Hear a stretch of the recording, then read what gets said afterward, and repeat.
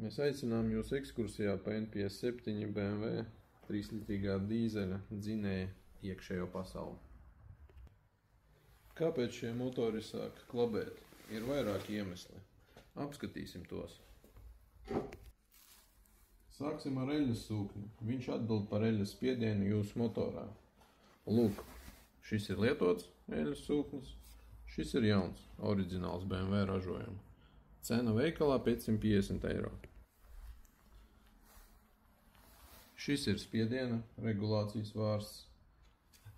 Tas var ieķilēt, kā rezultātā laidīs no spiedienu, dzinējs noklabēs. Eļļas sūkņa iekšpusē atrodas zobrats. Tā izstrāde arī noved pie eļļas spiediena krituma. Jaunas oriģinālas kloķvārkstas cena ap 2000 eiro. Milzīgas slodzes ietekmē kloķvārkstai laika gaitā rodas izstrāde un deformācija.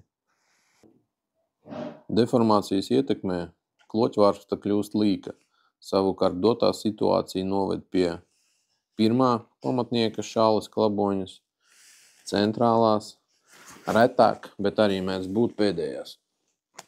Lūk, šis ir klanis. Viņš saņem daudz lielāku slodzi nekā kloķvārkstā.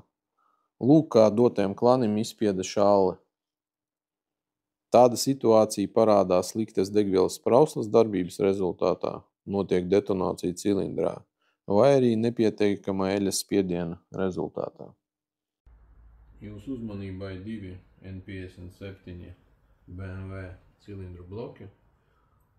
Šis eksemplārs ar sarestaurētām kloķvārkstas sēdvietām. Šo bloku mēs tikai plānojam taisīt. Tā izskatās beigts pamatnieka vāks.